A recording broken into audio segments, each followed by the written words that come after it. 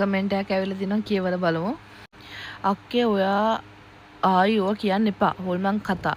අපේ ගෙවල් ගාව ඉන්නවා ස්තෝත්‍ර කරන කෙනෙක්.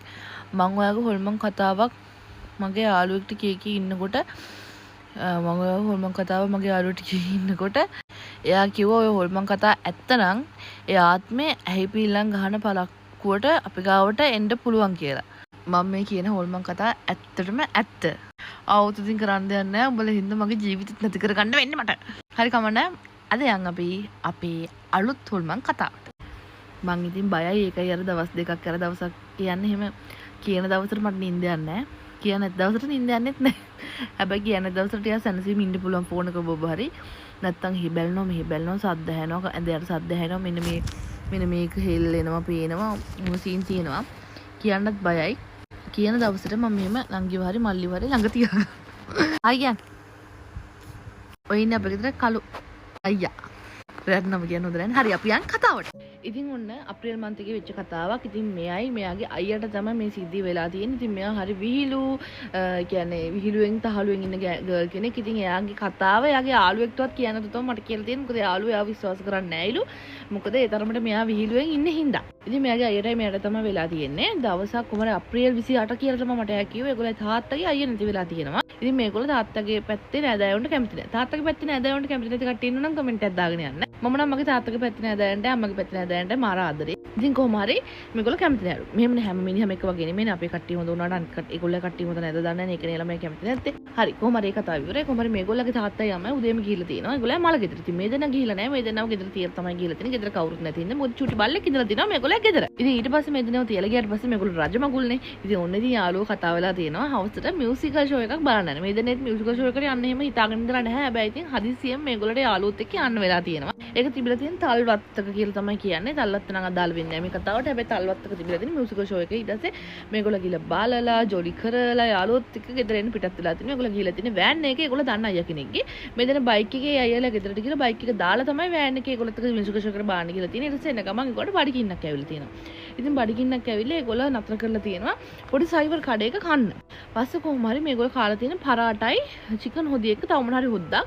ඉතින් මේගොල්ලෝ චිකන් එක කනකොට චුට්ටක් හදට හැපුණලු. ඒත් ඒගොල්ලෝ එච්චර ගණන් ගත්තලු චිකන් හොදි එක මාර රහයලු මෙතන කාලා. පස්සේ කොහොම හරි ටික දුරක් යනකොට වාහනේ දැන් කට්ටිය බස්සගෙන ගොඩක් කට්ටිය ඉඳලා තියෙන්නේ හොස්ටල් වල. ඉතින් හොස්ටල් වල කට්ටිය දාගෙන මෙයයි අර ඒගොල්ලෝ අර වාහනේ අයිතිකාර අයියයි මෙයාගේ අයියයි තුන්දෙනා විතරක් වෑන් එකේ යනකොට වෑන් එක මගදී නතර වෙලා තියෙනවා. ඒත් ඉතින් ඒගොල්ලෝ අමාරුවෙන් කොහොම හරි ස්ටාර්ට් කරලා ඉද්දි ඉස්සරහා මිනිස්සෙකුත් ඉඳලා තියෙනවා බස් හෝල්ඩ් එක ළඟ චුට්ටක් උස්ස කළු මිනිහෙක්. හරිද?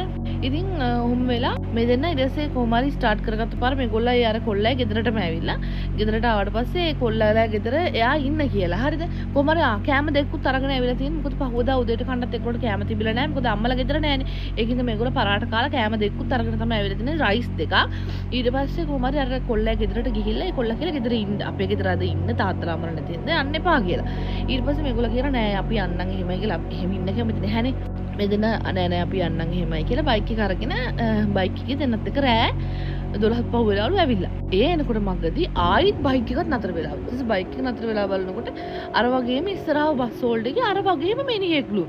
මෙයා හිතුවලු මේ අතර හිටපු එක්කිනාමද මන් කියලා ඉතින් හරටම බැලුවේ නෑ අතර හිටපු මිනිහා මෙතන හිටපු මිනිහා උඩියක් හොඳට බලාගෙන මේ එයාමද කියලා හිතලා ඒක හිතින් අතහැරලා දාලා ආයෙත් කොහොම හරි බයික් එකත් මේගොල්ලෝ කියන්නේ කොහොම හරි ස්ටාර්ට් කරගත්ත පාරම ගෙදරටම හයියෙන් ඇවිල්ලා. ඒ එනකොට ගෙදරට කිලෝමීටරයක් විතර තිබිලා අර දක්ක වගේම මිනිස්සෙක් පාරේ මැද්දට පැන්නලු අත් දෙකක් දිග අරගෙන.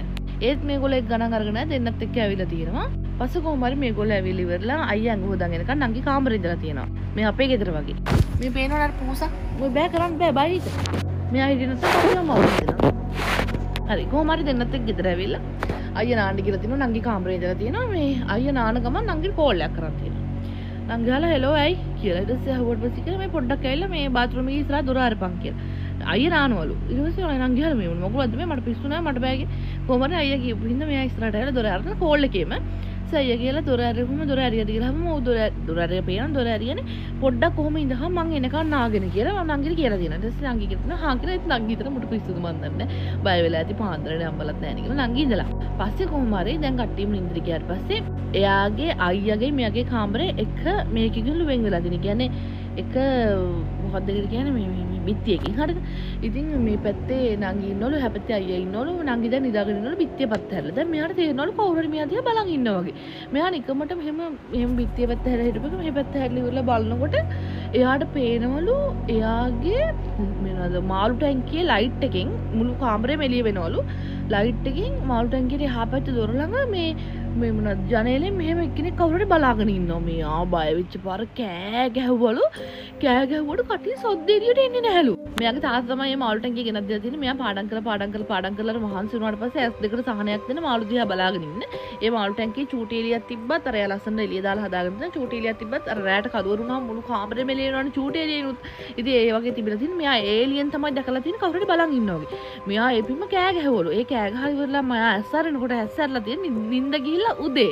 පස්සේ මෙයා ඒ සීන් එක අයියට කියලා දෙනවා අයියා මට මෙන්න මෙහෙම දෙයක් වුණා මෙන්න මෙහෙම දෙයක් වුණා කියලා. පස්සේ තමයි අයියා කියලා දෙන්නේ මම ඔයාලට කෝල් එකක් ගත්ත නේද බාත්රූම් එකේදී. බාත්රූම් එකේ එයා නාන තැනට එහා පැත්තේ සුදු නෙමෙයි කළු උස මිනිහෙක් හිටගෙන ඉන්නවා කියලා මෙයාට පේනවලු. හරිද? අර පේන්නේ වීදුරුවකින් බොඳ වෙලාලු. ඒගොල්ලෝ වීදුරුවක් ගහලා තියෙන එතන නාන තැන වීදුරුවෙන් එහා පැත්තේ බොඳ වෙලාලු පේන්නේ. එයාට පේනවලු කළු උස මිනිහෙක් හිටන් ඉන්නවා කියලා. එයා හිතලා බොඳ වෙලා පේනින්ද උසට පේන්නේ නැති නංගි වෙන්නේ නැති ඉන්නේ කියලාලු කෝල් එක ගත්තා. නංගිත් නෙමෙයිනේ. ඊට පස්සේ තමයි මෙයා බයට කියලා දෙන්නේ. එයාට එළියට එන්න බය හින්දා නංගි ඉස්සරහින් එල්ල දොර අරින්න කියලා. පස්සේ අයියා කියලා දෙනවා ඔයාට ඔය වගේ වුණා වගේම මට රෑ මම නිදාගෙන හිටියේ කොට්ටෙට මූණ තියලා මට කොට්ටෙට තියලා මාව තද කරා මේ උරහිස් දෙකෙන් අල්ලලා අල්ලගත්ත පාර මම නැගිටින්න තද මාව තද කරා මම කෑ ගැහුවා මගෙත් ඔය වගේම කටහඬ එළියට ආවේ නැහැ කියලා. පස්සේ කොහමද දැන් අම්මලාට කියන්නත් බෑනේ මේගොල්ලෝ හොරෙන්නේ මියුසිකල් ෂෝ එකට ගිහිල්ලා තියෙන්නේ. ඊට පස්සේ මෙයාලා කරලා තියෙන වැඩේ අයියා ගිහිල්ලා නැහැලු මේ කැම්පස් ගිහිල්ලා නැහැ. සෝරි ඉස්කෝලේ ගිහිල්ලා නැහැ කැම්පස් ගිහිල්ලා තියෙන්නේ. එයා ගොඩාක්ම මොනවද පිරිවෙනක නේද? පිරිවෙනක තමයි ඉගෙනගෙන තියෙන්නේ. ඉතින් ඒකින්ද එයා ගොඩාක් දන්නවා හාමුදුරුවන්. මේගොල්ලෝ හාමුදුරුවෝ කෙනෙක්ට කෝල් එකක් දීලා විස්තරය කියලා අහපුවාට පස්සේ කිව්වරු අර ගෙනාපු කෑම දෙක වත්තේ මායිමෙන් එහාට විසික් කරන්න කියලා. ඊට පස්සේ ඉතින් මේගොල්ලෝ කරලා තියෙනවා කිව්ව විදියටම වත්තේ මායිමෙන් හරි විසික් කළා. එතකොට දවල් වරු කිසිම අවුලක් තිබුණේ නැහැලු බල්ලත් හිටියේ ඔළුව දෙන්නත් එක ටීවී බල ඔහොම හිටියලු. ඊට පස්සේ රෑ වෙනකොට ඊට පස්සේ රෑ මේ දෙන්න ආයෙ ටීවී බල ඉන්නකොට මෙයාලගේ දොරට ගහනවලු. මෙයාලා හිතුවා අම්මලා ඇවිල්ලා කියලා. ඊට පස්සේ අම්මලා ඇවිල්ලා කියලා හිතුවාම බලවලු අම්මලා ආවනම් වාහන දාන ගේට්ටුවේ දොර අරින්න අපිට කතා කරන්න එපා. මේ මොකක් හරි තමා කියලා දෙන්නත් එක්ක කතා වෙලා ඉවරලා දෙන්නත් එක්කම දොර අරින්න නැතුවම හිටියලු. ඊට පස්සෙත් අර එකම කාමරයක ගිහින්ද දෙන්න දෙපැත්ත නිදාගෙන තියෙන. හැබැයි දෙන්නටම නිින්ද ගිහිලා නැහැ. එයාලට ඇහෙනවලු ඇවිදින සද්ද. එයාලට ඇහෙනවලු ඒගොල්ලෝ දොර හූරන ගහන්න නැලු. දැන් හූරනවලු ගෙදරට එන්න. හූරන සද්ද ඒත් එක්කම මොනවාද වටේ ඇවිදින සද්ද ඔය තට්ටු බට්ටු ඒවා මේවා ඇහෙනවලු. හැබැයි ගේ ඇතුලෙන් නෙමෙයි එළියේ. දැන් ඔකත් ඉවසගෙන ඉන්න බෑනේ. ඒකෙන්ද මේගොල්ලෝ පහවදාම උදේම ලෑස්ති වෙලා ඒත් අම්මලා ඇවිල්ලා නැහැ. අම්මලාට කෝල් එකක් දීලා ඒගොල්ලෝ එන්නේ නැහැ මොකක් හරි කියන්නේ.